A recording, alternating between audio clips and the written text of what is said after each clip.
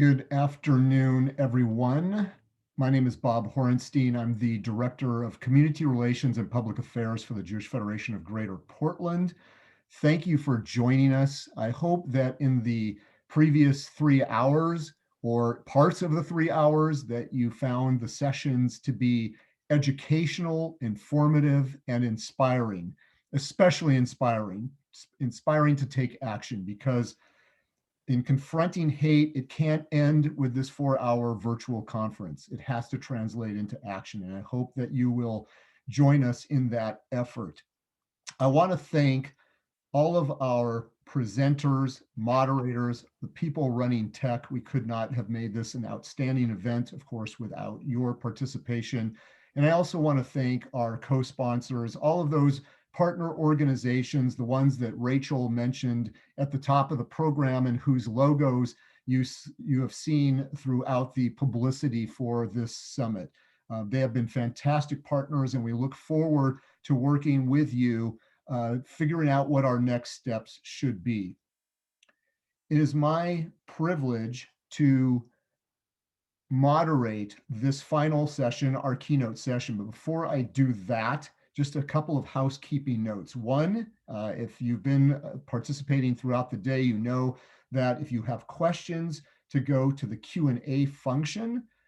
And also, I want to let you know that all of our sessions, including this one, are and have been recorded. And if you want to see the recordings of any of the sessions that you missed, obviously there were several in the breakout sessions that you weren't able to participate in, you can go to our website, jewishportland.org/summit, for those recordings.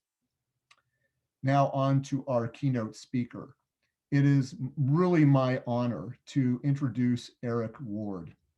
Eric is a nationally recognized expert on the relationship between authoritarian movements, hate violence, and the preservation of inclusive democracy. In his 30-plus year civil rights career, Eric has worked with community groups, government and business leaders, human rights advocates, and charitable organizations as an organizer, director, program officer, consultant, and board member. The recipient of the Peabody Facebook Futures Media Award, Eric's widely quoted writings and speeches are credited with key narrative shifts. He currently serves as the executive director of Western States Center, which is a Portland-based social justice organization working for inclusive democracy.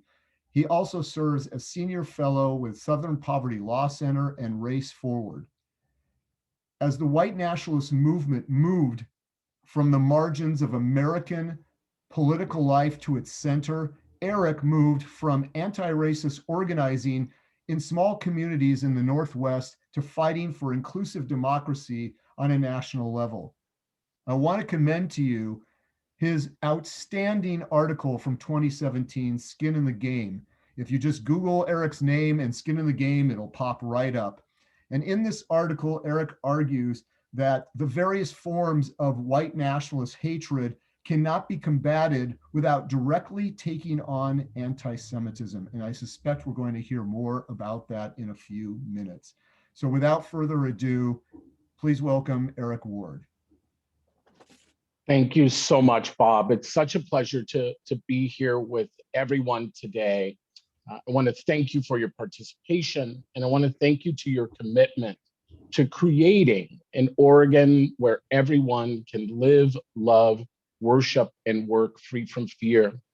Today, I want to talk a little bit about the rise of hate crimes, and I want to talk about the white nationalist movement and what fuels it. And I want to talk about what the real cost is to our communities and for those of us who strive for social justice and social change. We should understand that the white nationalist movement continues to accelerate its organizing in this country. While we may be more than 100 days since the events in January 6th, the insurrection in our nation's capital, we should all understand that the white nationalist project into creating an all-white homeland is far from over.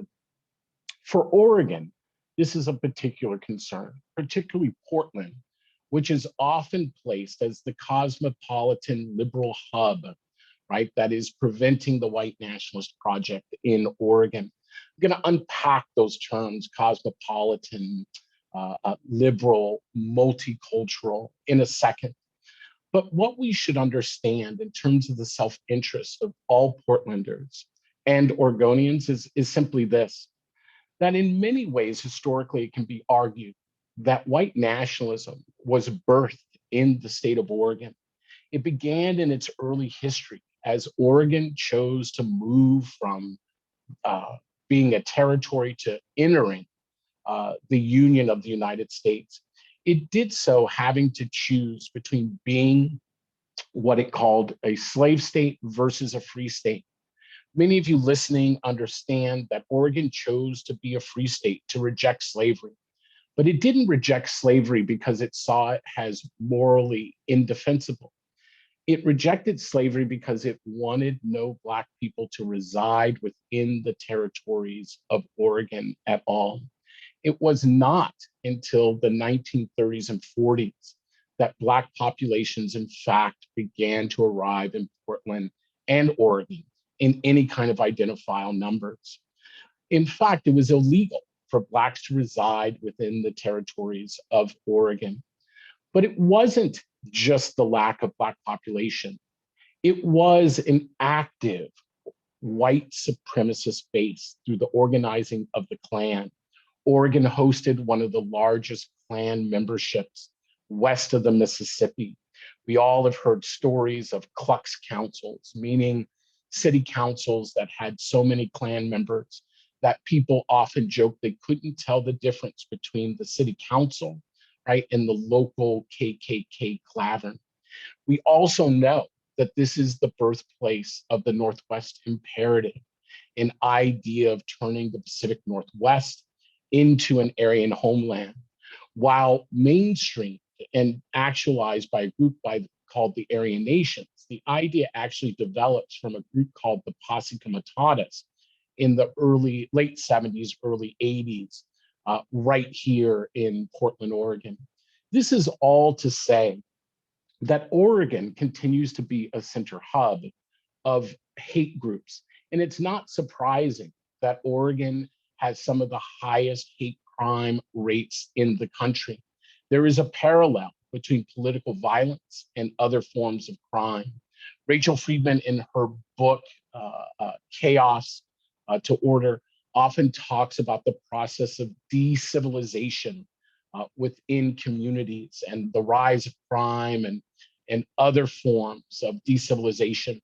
She draws a direct connection between the rise of political violence on the streets of a city or in an area and a corollary rise of crime. This is why, after nearly 5 years of far-right political violence on the streets of Portland, Oregon, it is not surprising to see now that we are witnessing other forms of crime. I share this information so that we understand that there is an interconnection here. I'm not here to draw a distinction, right, or a hierarchy in terms of the challenges we must face. What I'm saying is that it is time for us to speak up and to draw a different vision. That's what I'm going to share today. As we get into this conversation, I want to talk about my own arrival. I was born in Los Angeles, California. I am the third generation of 5 generations of Los Angeles.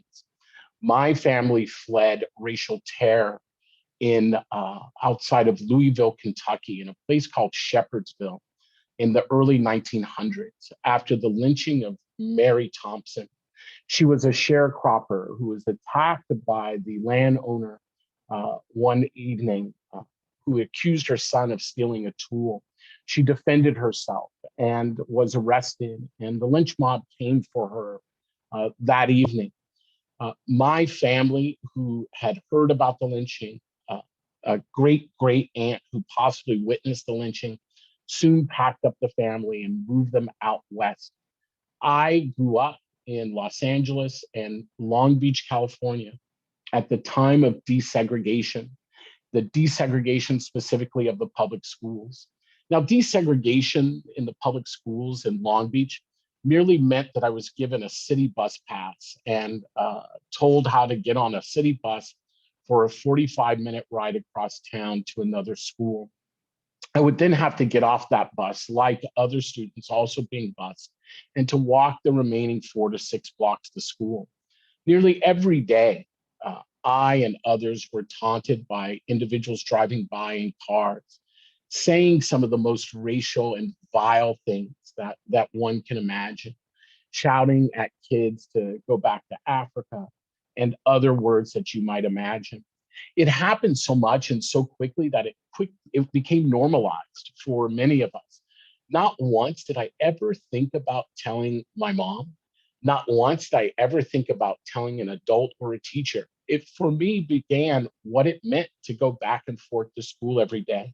And it's what it meant for dozens of other students who were also making that same traverse. It's important to understand these weren't other students doing this. These were adults on their way to and from work who were so threatened by young minority students that they could think of nothing else than to terrorize us each and every day. I remember in 9th grade waiting for the bus home and a pickup truck coming by and someone shouting out at the car. And I remember how one of my friends shouted something back.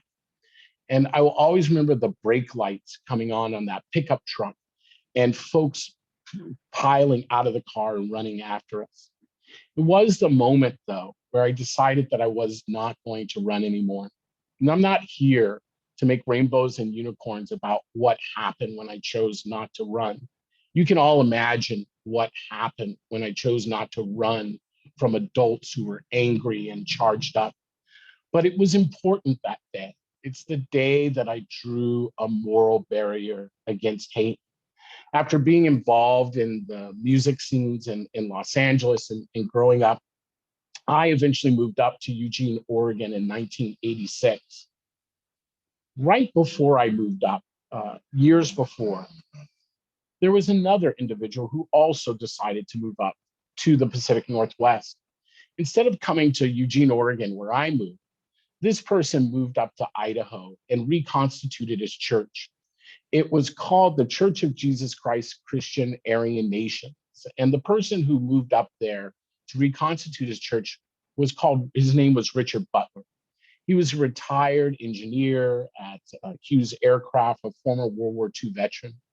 His church taught 3 things. The first was that Jews are the literal children of Satan. The second was that people of color were subhuman. And the third was that white Northern Europeans were the true descendants of the lost tribes of Israel. His philosophy was called Christian identity. Now, if that may seem extreme to you and way out there and find yourself chuckling, we should all remember that it wasn't that long ago in our country's own history that churches indeed taught that Black people weren't fully human, that Jews were the children of Satan. In fact, the ideas that Richard Butler was teaching may have been out of vogue, but certainly weren't extreme in American history. But this is what Richard Butler established. Not only did he establish his church, but he also established a plan, and it was called the Northwest Imperative.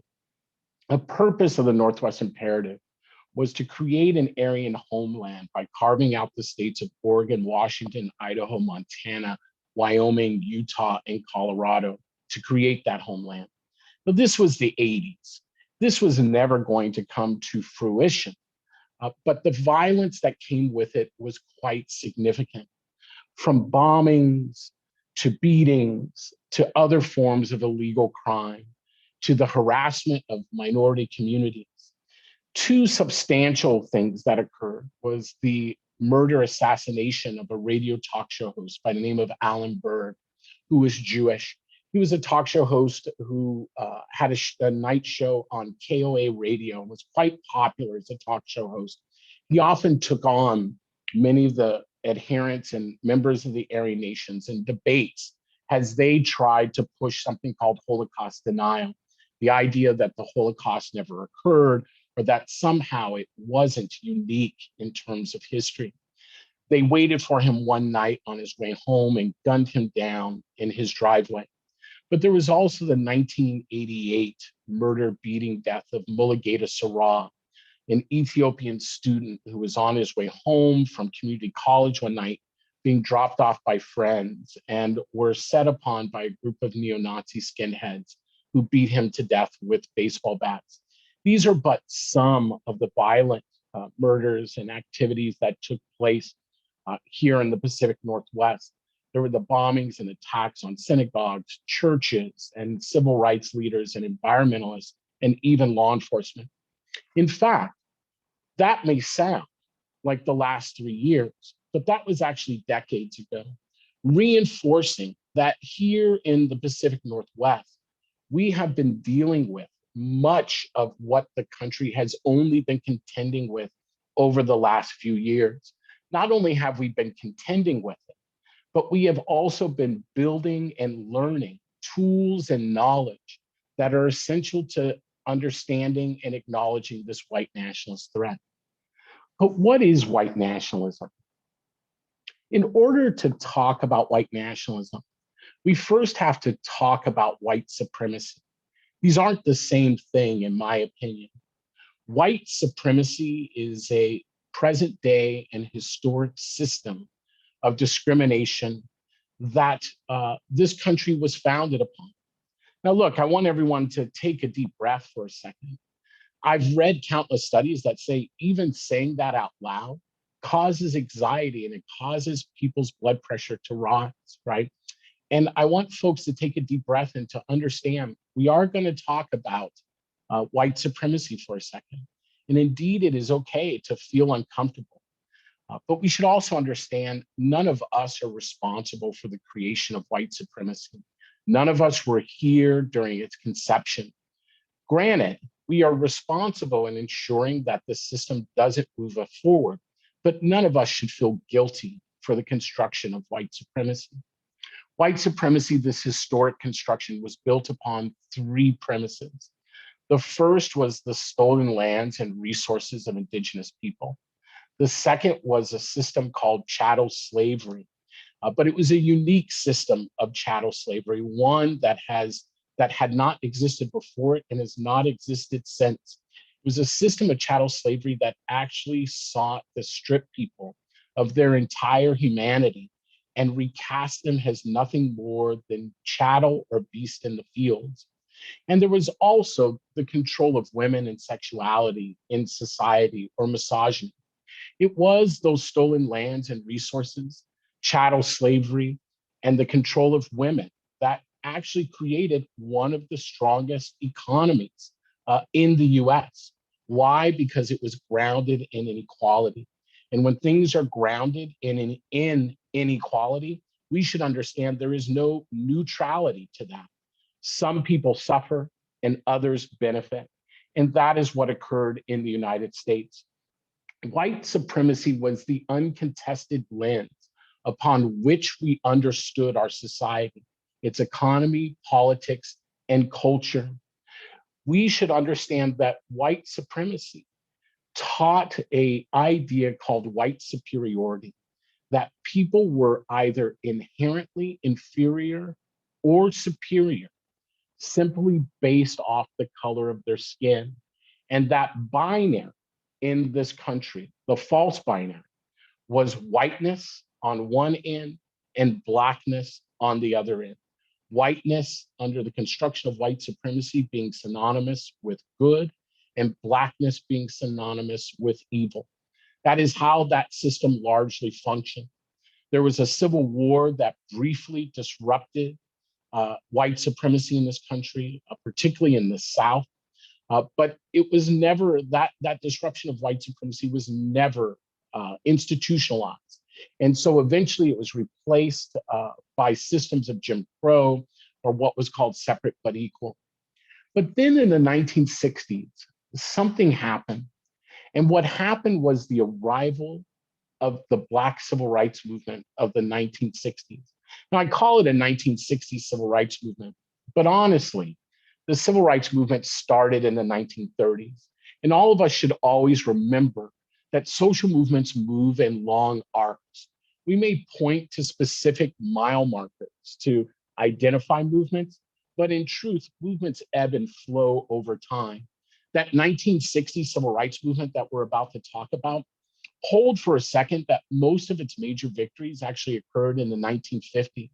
Whether we're talking about Rosa Parks and the Montgomery bus boycott, whether we're talking about Little Rock, or whether we're talking about Brown versus the Board of Education, most of those things happen in the early to mid 1950s, giving you a scope of the arc of social movements and how they grow and evolve over time.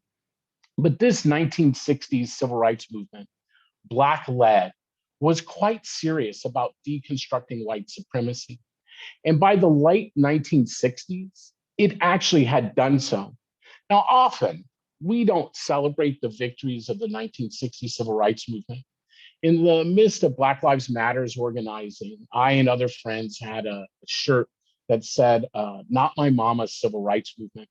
And it was signaling, right, the arrival of a new generation of civil rights activists. But I often joked with my friends that the shirt was right. We weren't our mother's civil rights movement. Indeed, our mother's civil rights movement was badass. And they were badass because they had to function and struggle against white supremacy as it was the rule of law. The victory of the civil rights movement in the 1960s and those allies who joined with the Black community, right? And I'll put a little precursor here. Many of those allies were disproportionately Jewish, right? When you see many of the white folks in those Southern civil rights marches, we should understand that a disproportionate number of those white folks were Jewish. And we'll get into a little bit about why that was. There's lots of myths, but I actually think the true story of that coalition is something actually more powerful than the myths that we tell ourselves. But this movement kind of breaks the back of white supremacy.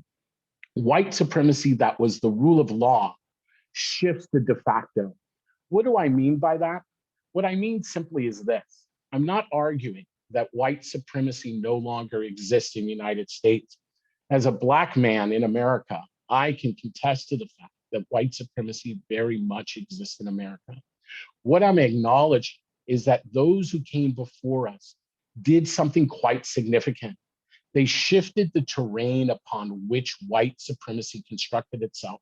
It moved from being the rule of law to being de facto, meaning it still had influence, it still had power, but it was on a terrain that could now be contested. And that terrain has been contested ever since, not only by African Americans, but by poor whites, not just by poor whites, but by women, not just by women, but immigrants and refugees and other people of color, by the LGBTQ community and by the trans community. Certainly, what we should understand is that the civil rights movement in this country is an unfolding reality, one that continues to ebb and flow, just like the reaction to it. So if white supremacy is a system of exploitation, what is white nationalism and why is it different? Well, to understand white nationalism, we first have to accept something, and it's something that is grounded in science, and it's simply this. Every action does what? It brings forth a reaction. Or has this Marvel comic kid learned from Ben, the uncle of Peter Parker? No good deed goes unpunished. Meaning that the civil rights movement disrupted white supremacy in such a way that it was impossible that there wouldn't be a backlash. Imagine for a second, you believe in the idea that there is a biological definition of race. Note, there is no biological definition of race. If you believe in a biological definition of race, you are actually adapting and adopting a white supremacist notion, whether you are white or another or a person of color. If you believe that there are biological definitions of race, that is the construction of white supremacy.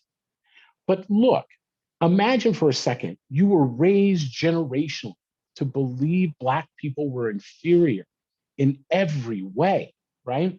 You don't have to convince yourself of it. It is the air upon which you breathe in society. You don't have to spend a lot of time learning about it. It is reinforced each and every day.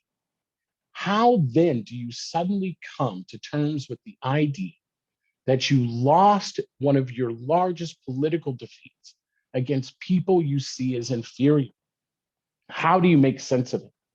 And trust me, after the victories of the 1960 civil rights movement, those who believed in segregation, those who believed in separate but equal, absolutely wanted to understand why they lost. If you've ever failed a test in your life, if you've ever had something not work out, you probably too have tried to figure out why that didn't work. The answer is rarely that you didn't study hard enough or you didn't work hard enough. Usually the answers are much more complex. And for those who believed in segregation and separate but equal, they also began to construct a complex response, but one that was still attached to bigotry. They began to borrow from a document that many had been exposed to as veterans in World War II, or through a rich automobile industrialist by the name of Henry Ford, who had revolutionized automobile making through the mass production of the Model T. Both Henry Ford and those veterans in Germany have been exposed to a document called the Protocols of the Learned Elders of Zion. It was a false document that had been constructed in Europe in the early 1900s that purported to tell a story of Jewish elders gathering at midnight in a cemetery to plot the destruction and takeover of European Christendom through the control of politics, culture, the economy, etc. It is this false anti-Semitic narrative that began to answer for those who believed in segregation the question to why they lost. And I'll get to this in a second. Interesting enough, there's a parallel to this moment in history, and I don't want us to miss this. This document, the Protocols of the Learned Elders of Zion, was created actually by Russian Tsarist secret police. And they spread it across Europe, first in France, then other places, and eventually back in Russia, because they were worried about the spread of democracy. What is democracy? That's people-centered, transparent, and accountable government, in short. They were so concerned about it that they started to circulate this fake document in order to stir up hatred towards Jews. They blamed Jews for the spread of democracy. They blamed Jews for the talk of equity and equality in a society, or the idea of universalism, the idea that people could worship, right, and petition government for regress. Eventually, the document, the protocols, comes to the United States, where Henry Ford comes upon them. He's so taken by the protocols as it feeds his own anti-Semitism that he decides to publish it in a series of essays called The International Jew in his newspaper that was distributed to hundreds of thousands of Americans through Ford dealerships across the country. In short, I want to reinforce that anti-Semitism wasn't new to the American political body, but it began to take on a new nature. What was different about anti-Semitism as a form of anti-Jewish bigotry? It was simply this, that it placed Jews not as a religious other or an ethnic other, but positioned them as a racial other, something other than white. Many historians actually point to the history of white supremacy in America, right, the nature of white racial superiority, and actually place its origins, right, in the Iberian Peninsula in the 1200s, right? And that they often place its birth, right, the birth of white supremacy as a form of anti-Semitism, the placing of Jews as a racialized other. That's why often folks will hear me say, right, that white supremacy is grounded in a particular form of anti-Semitism. Now, let's be clear. For those white nationalists in the United States, what anti-Semitism allowed them to do was to hold on to the idea that Black people in particular and other people of color were inferior. Let me explain this really briefly. For those who wondered why they lost to this powerfully led and moral civil rights movement grounded in the Black community, the answer was never going to be, as I said, that they lost to Black people. Instead, the answer became that they lost to a Jewish conspiracy, and that Black people were nothing more than puppets of their Jewish puppet masters. It is that anti-Semitism that took on the basis of the white nationalist movement and became the answer, the go-to answer for every question. Why were women winning their rights towards equity? Well, it was a Jewish conspiracy. Why are Muslims and refugees coming to the United States and able to rebuild their lives? It had to do with the Jewish conspiracy. Why were labor unions growing in power? They would point back to a Jewish conspiracy. In short, if white supremacy is grounded upon the paper of race and anti-Blackness in America, white nationalism is grounded upon the paper of race, but anti-Semitism in America. Anti-Semitism allows white nationalists to maintain the idea that Black people and other marginalized communities have no legitimate grievances and have no self-innovation, that we are merely nothing, again, as I said, than puppets in a larger conspiracy. That belief in anti-Semitism has been used to deny Black people and others their own legitimacy. In short, white supremacy is a system. White nationalism is an emerging social movement. I don't conflate the two. People often do, and I get it. We have dealt with race in America for far too long. It's easy to want to conflate things and to sometimes engage in performative analysis.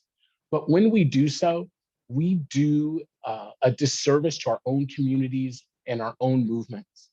Look, white supremacy and white nationalism are not the same thing. They certainly interface with one another. White supremacy is about a system of exploitation. White nationalism is about a social movement that seeks control of the United States in order to engage in ethnic cleansing, the removal of people of color and Jews altogether. Let us not be confused. The goal of the white nationalist movement and its larger alt-right coalition is not to take us back to the bygone days of Gone with the Wind, despite their MAGA, Make America Great icons. Its goal, right, is to engage in the removal of people of color, in short, genocide. When we conflate them, I liken it to conflating a Big Mac and a cow because they are both made out of beef. When you drop your Big Mac on the ground, though, you don't call a veterinarian. And my caution to those who are listening right now is that when you conflate white supremacy and white nationalism, you do two things. You immediately create a false hierarchy where you decide one is more important than the other. But the truth is, both are killing America and both are killing the civil rights gains we have made. But there's another truth to this. When we conflate them, we confuse the tools that are needed for effective response and management. And that is what has happened for years. And that is what led us to January 6th. At the end of the day, when we get to the January 6th insurrection in Washington, D.C., an attempt to overthrow US democracy, we are right to hold white nationalists and its alt-right coalition accountable. But we are wrong not to pick up the mirror. If we want to know why the white nationalist movement has been so successful, we have to be courageous enough to look into that mirror and to understand our own missteps that have also helped bring us to this moment. And I don't mean just folks who are going about their day-to-day lives. I mean our own social movements, our own institutions, and our own leaders. It's time for us to have a very serious conversation. As I said before, January 6th is not merely an aberration, better thought of as a dry run. Yes, I know many of us are feeling the sugar high right now of what it means to have responsible leadership in our nation's capital. But the conditions that led to the January 6th insurrection have not changed substantially. We still have witnessed violence around the country, intimidation and harassment, the process of decentralization. The goal of the white nationalist movement, right, is to dismantle democracy. Why? Because democracy is its main challenge to affecting the type of society it wants. As one white nationalist leader said at a meeting that birthed the militia movement, the modern day paramilitary movement in this country, said back in 1994, I believe, first we deal with the federal government, then we deal with the question of Jews. Again, for the white nationalist movement, its racism is grounded within anti-Semitism. Anti-Semitism isn't simply at the core of white nationalism, it is the core of white nationalism. And it is so central to white nationalism that I believe that as Black people, but other marginalized communities as well, we will never win our freedom here in the United States. We will never achieve equity if we are not also firmly committed, right, to the struggle to uproot anti-Jewish hate. We should all understand that amongst 21st century white nationalists, Jews are cast in the same role they have always filled for anti-Semites, as the absolute others, demons stirring the pot of lesser evils, and the driving force behind white dispossession. At the foundation of that modern day movement is a claim that Jews are a separate race. Again, not a religious other, but a racial other. And their ostensible position as white is the greatest trick, as described by white nationalists, the Jews have ever played. Despite and indeed because of the fact that most Jews are seen as white, they are positioned as an enemy race that must be exposed and eliminated in the eyes of the white nationalist movement. It is that fantasy of invisible Jewish power that explains for white nationalists how Black Americans, this race of supposed inferiors, could orchestrate the end of Jim Crow, or how feminists in the LGBTQ community could upend traditional gender roles, or how immigrant workers could successfully challenge income inequality in our society.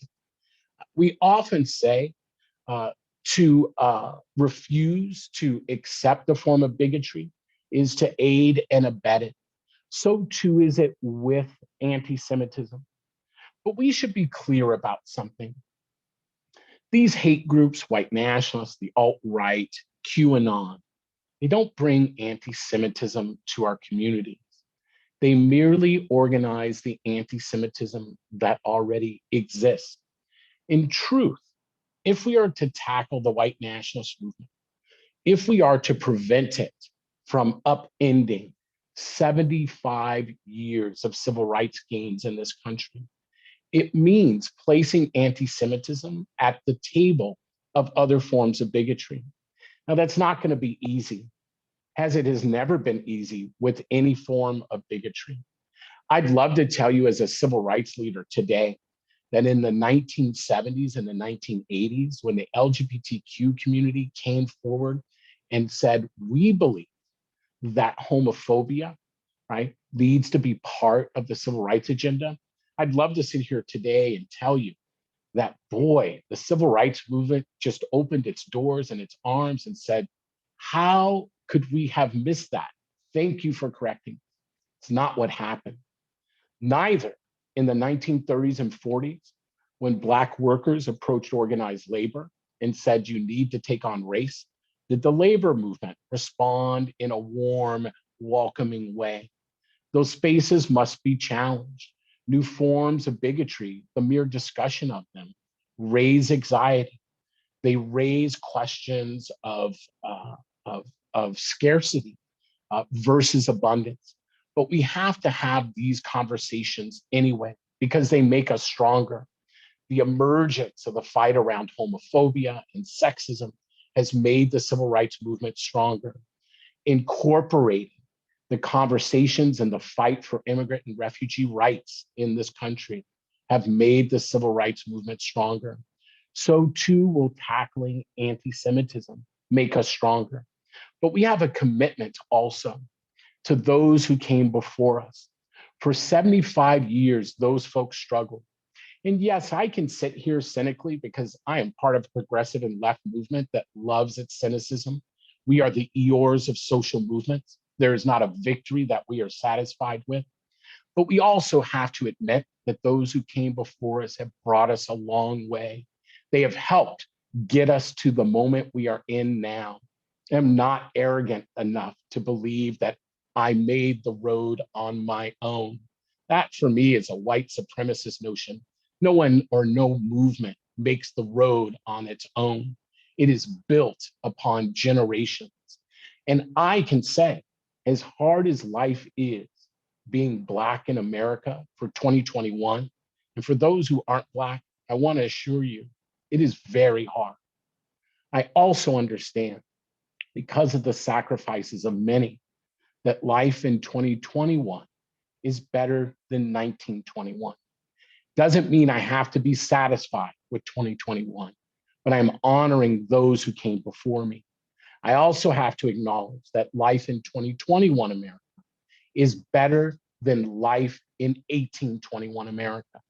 The arc bends towards justice. That is our role in this moment, to continue to build that arc forward. To do so means that we have to begin to understand what drives the white nationalist movement and how we cut off its fuel. The cost is very real when we refuse to do this. We have to understand that there is an interconnection between the social movements and systems, right? We don't have to choose between white supremacy and white nationalism. We must build organizations and leadership that is competent and understanding of the importance of tackling both. I think, and I often tell this story from several years ago now, it may have been 4 years almost, when there was a blues festival here in Portland, Oregon. And there was an alt-right demonstration there, and I was out monitoring this demonstration. And I caught sight of a guy with a camera who was haranguing this alt-right activist and demanding that this alt-right white nationalist explain why he was there, right? Didn't he know the mayor didn't want him there? Didn't he know counter-protesters didn't want him there? Why was he there? And I think about what that person said, this white nationalist activist, and you should hear it too. What he said was this: yeah, I've heard we're not welcomed in Portland, but Portland is a city with a shrinking Black population by both percentage and whole number. You then told the guy, you can say you don't want us here, but you're doing something we could never get away with. You are actually disappearing the Black population in Oregon. In short, he was calling us hypocrites. We have to understand that the momentum of the white nationalist movement and the hate crimes and the intimidation that it brings in its wake is partly because of our own inability to make real the promise of inequality.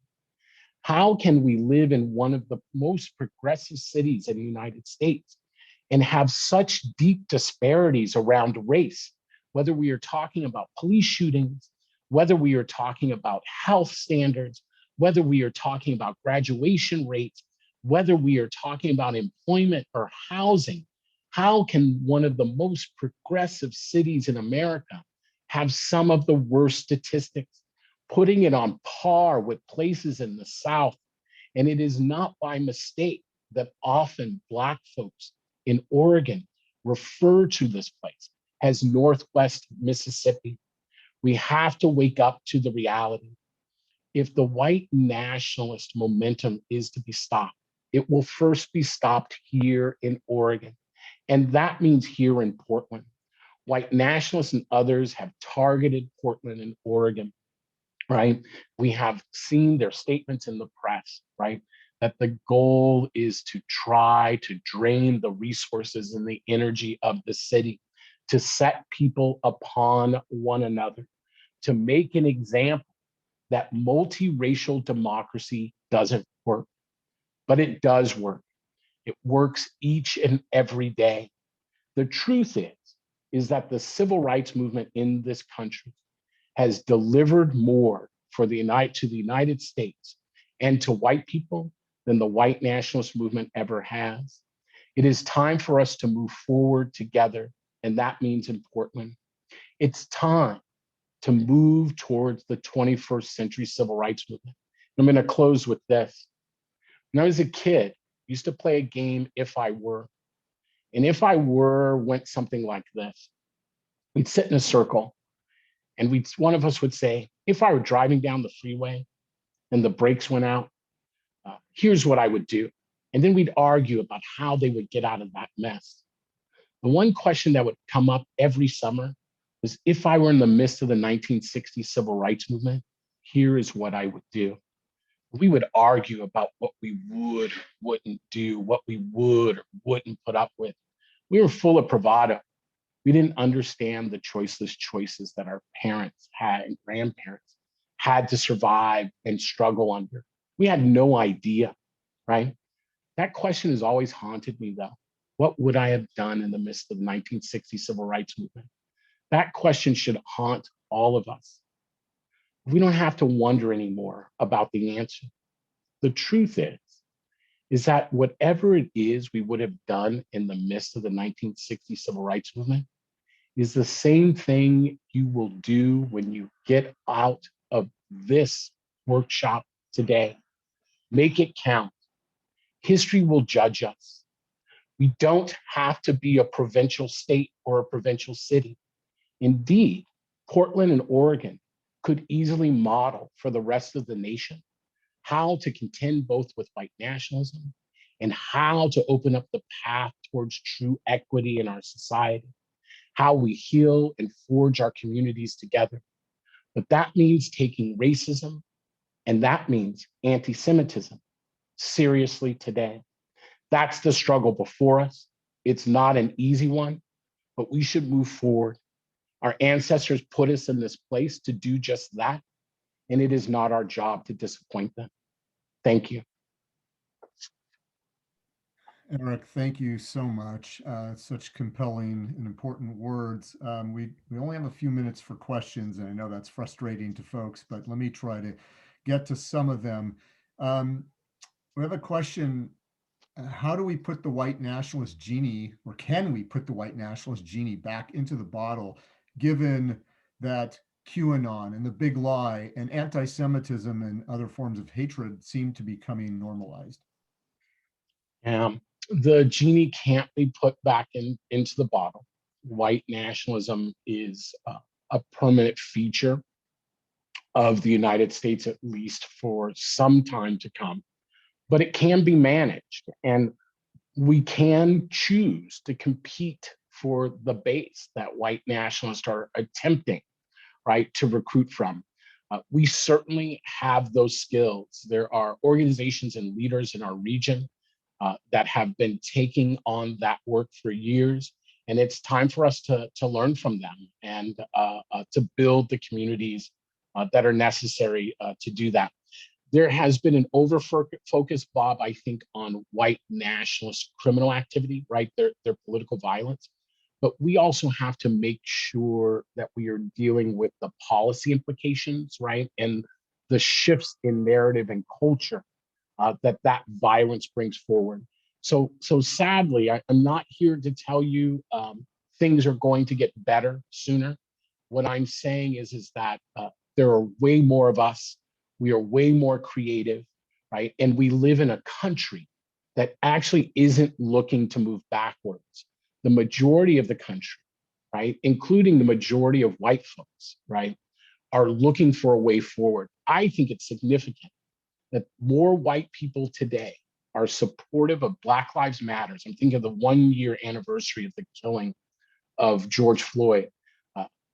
white people are more supportive of Black Lives Matters today by percentage than were ever supportive of Martin Luther King Jr. in his entire lifetime. As I said before, the arc bends towards justice, but we have to manage this white nationalist movement to continue that bend.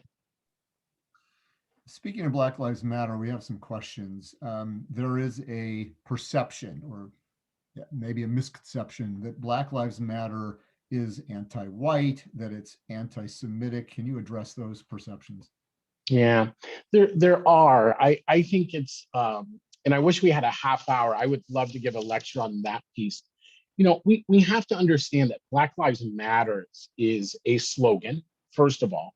So it is the equivalent in the Jewish context of saying never again, right? It is the equivalent in the immigrant rights community of saying not one more, right? Or it's the equivalent in those who fought against the discrimination of gays and lesbians and those who are HIV positive, of saying silence equals complicity, right? What we all mean is simply room to breathe, right? The right to live, love, and work free from fear and discrimination. So Black Lives Matters is primarily a slogan. Then there is also an organization called Black Lives Matters, which is a specific organization. My understanding, I've not ever seen Black Lives Matters, the organization, say something that I thought was explicitly anti-Semitic. I think that there is controversy and disagreement around Israeli government policies that perhaps are seen as anti-Semitic. I'm not sure, but I'd love to be able to have that conversation at some point with folks. But I think it's important for us to understand we're talking about a broad-based, decentralized movement and leadership. There are 100 opinions in the larger Black Lives Matters umbrella. And so certainly in a society where anti-Semitism exists, you will see anti-Semitism expressed in lots of different places. I think Black Lives Matters is far from anti-white. Look at how, look, let's be clear. Black Lives Matters. I've been to Black Lives Matters protests where 80% of the crowd has been white. That is not the basis of an anti-white movement. I will tell you, I've been to very few white nationalist marches where I've seen people of color participating in openly white nationalist marches. Look, it is not anti-white, I think, to ask for the end of discrimination. Do people always say it in the best way? No, but all of us are struggling to learn how to have conversations on race and discrimination. But no, I don't, as an expert on social movements and someone who monitors social movements and including hate groups, that's not how I would probably label Black Lives Matter. You know, the American Jewish Committee just did a survey just a few months ago, which was shocking. It showed that nearly half of American adults do not know what anti-Semitism is, and that 1/5, 21%, had not even heard of the word anti-Semitism. It seems that in discussions around racism and bigotry, anti-Semitism never seems to rise toward the top. Why do you think that is? Do those results surprise you? Sadly, it does not surprise me. It's the nature of anti-Semitism. It's anti-Semitism is very nefarious, right? I talked earlier, Bob, about the protocols of the learned elders of Zion, right? This false anti-Semitic document and its narrative. Why does it, it's still, at least the last time I checked, which has been, now it's been about 5 or 6 years. But the last time I checked, it was one of the top sellers on Amazon, right? I mean, I think every year there's probably 3 or 4 editions in different languages that appear. It's because the narrative is a powerful narrative. And I often tell folks, I can actually teach you about the protocols in 30 seconds without actually reading from the protocols. Here's how I'll do it. If you've ever seen the X-Files, if you ever heard of the TV show The X-Files, if you understand the basic plot of the X-Files, you actually understand the basic plot of the protocols. Now, look, I'm not here. Please don't walk away from this saying Eric Ward just called the X-Files anti-Semitic and Chris Carter, its creator, anti-Semitic. That's not my point here. My point is the narrative is so impactful, right, that it exists without us even knowing it. The plot of the X-Files is simply this, right, that there are two people who are FBI agents, and they know about a conspiracy that no one else knows about. And the conspiracy is about aliens invading the world, right, taking over government, the economy, to infect humanity, right, with an alien oil, right, to destroy humanity and to colonize of the world. That is the plot line of the X-Files. That is the plot line of the protocols. We are actually, that is the plot of almost every alien invasion story. We are constantly bombarded with the narrative of the protocols without knowing it. QAnon, if you've ever heard of the QAnon conspiracy, it is grounded completely within the protocols. But if you don't know the protocols, if you don't know how anti-Semitism functions, it would not be clear to you. And that's the danger for those of us who are human rights and racial justice activists. We pretend that we are more aware of a form of bigotry that we actually are very unfamiliar with, right? And like all forms of bigotry, it is both explicit and implicit.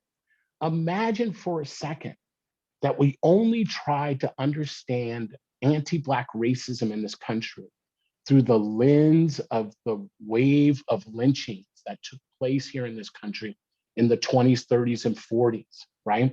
And imagine that we only judge the veracity of anti-Black racism today in comparison to that specific moment. We would be missing huge indicators, right? But often that is how this country, not the Jewish community, right? I want to be clear. This is much how the non-Jewish community has settled in this country. We have told ourselves if we understand what has happened in the Holocaust, then we understand, right, the specific targeting of the Jewish community for destruction, right? That if we understand the Holocaust, then we understand everything we need to understand about anti-Semitism.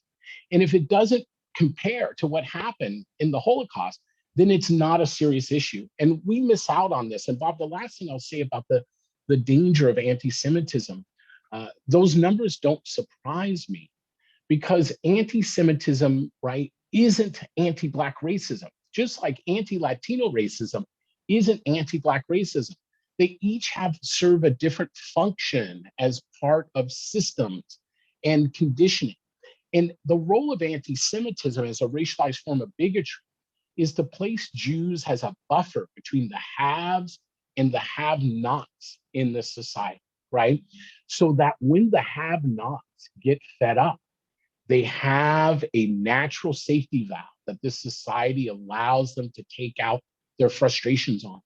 When folks come to me, many folks come to me in the Jewish community and they say, why is anti-Semitism more disproportionate in communities of color, which it is, right, according to studies I've seen?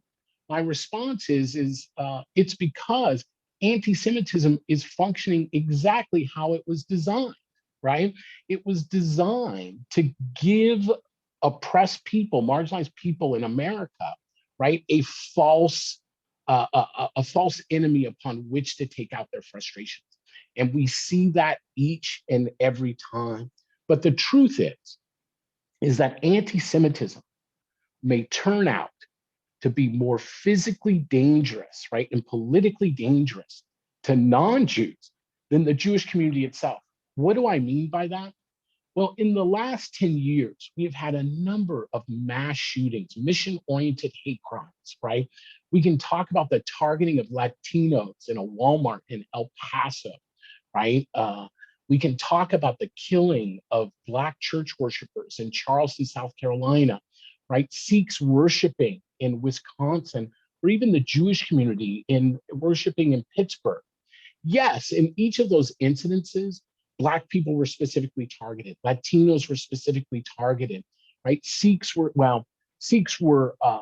perceived to be Muslim, and so Muslims were specifically targeted. Sikhs were the victims, and Jews were targeted at the Tree of Life in Pittsburgh. But in each of those cases, Bob, the killer actually was also driven by a belief they were in an existential war with Jews. That means as much as the killing in Charleston was anti-Black, it was also anti-Semitic. And so was the case in the Walmart in El Paso and in the Sikh church at the Sikh temple in Wisconsin. The truth is anti-Semitism is killing us all, right? But our inability to recognize it makes it impossible to fight it.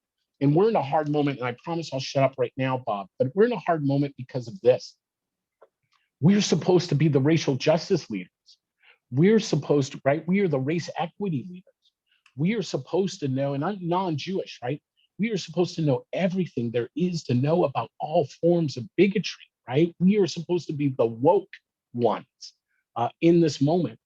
And the truth is this is an issue that we are not familiar with and not comfortable. We haven't had the muscle memory around it. And rather than admit that and to admit, like all forms of bigotry, that anti-Semitism can also be implicit, meaning that we can function in anti-Semitic ways that are unconscious to us in the same way we can do with sexism, the same way we can do with Islamophobia, the same way we can do with racism, right?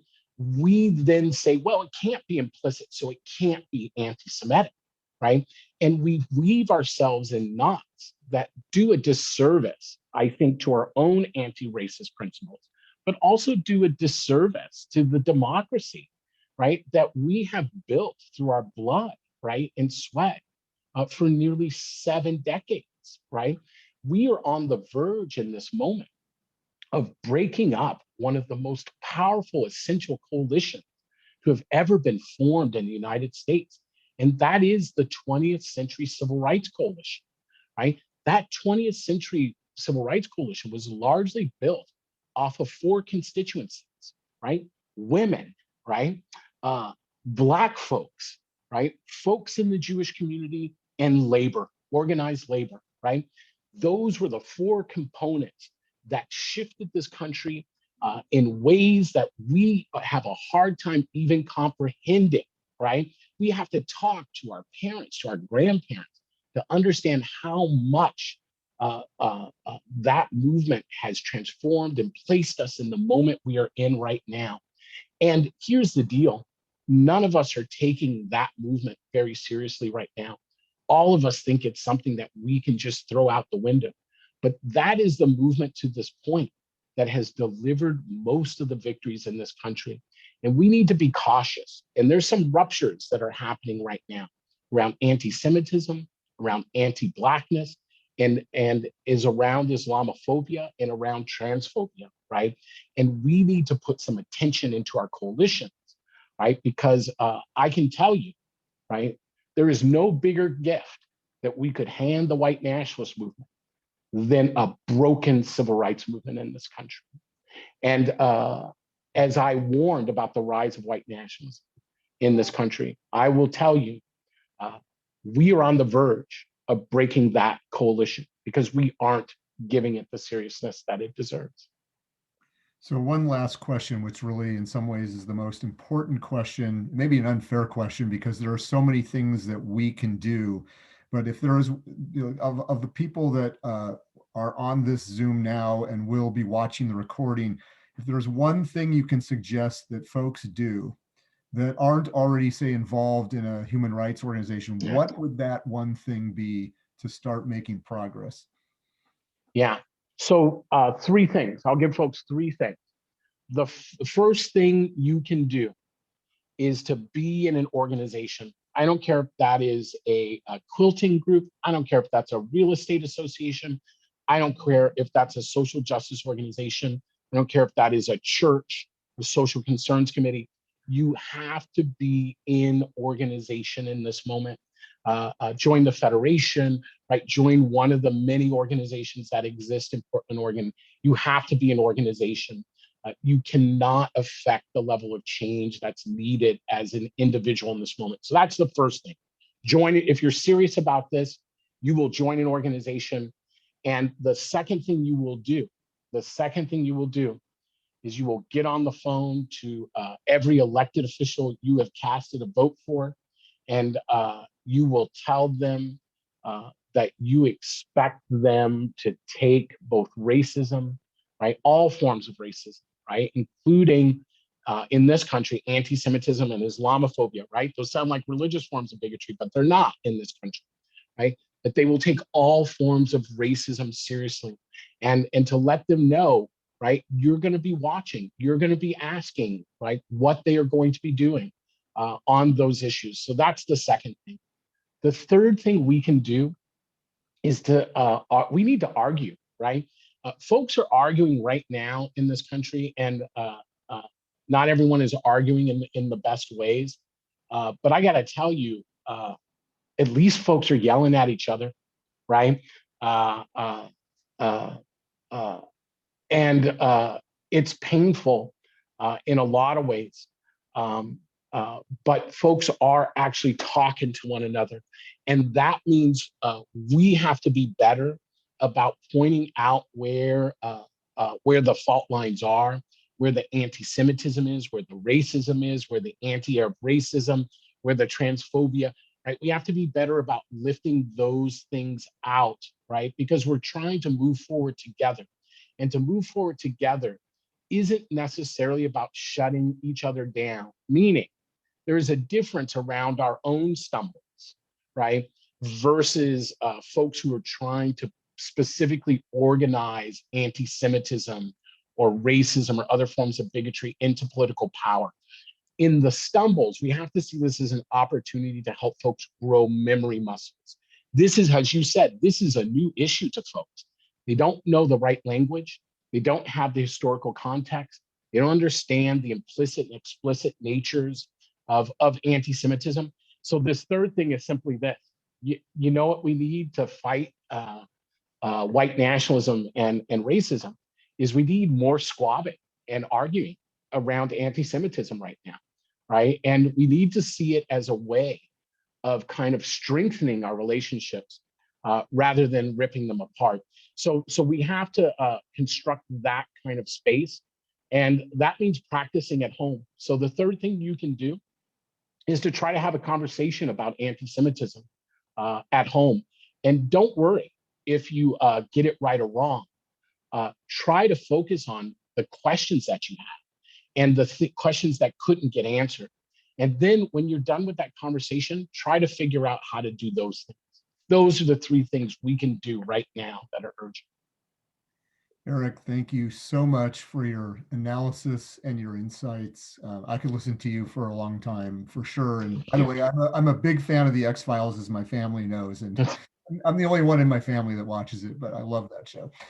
I want to thank everyone for joining us, and I want to mention that you will be receiving today an evaluation form. We would very much appreciate if you would just take a few minutes and fill that out. It's important feedback for us.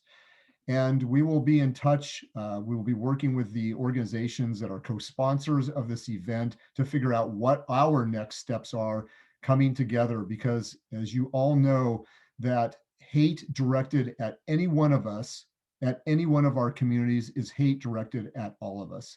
Thank you again for joining us for this outstanding program, and we look forward to communicating in the future. Bye.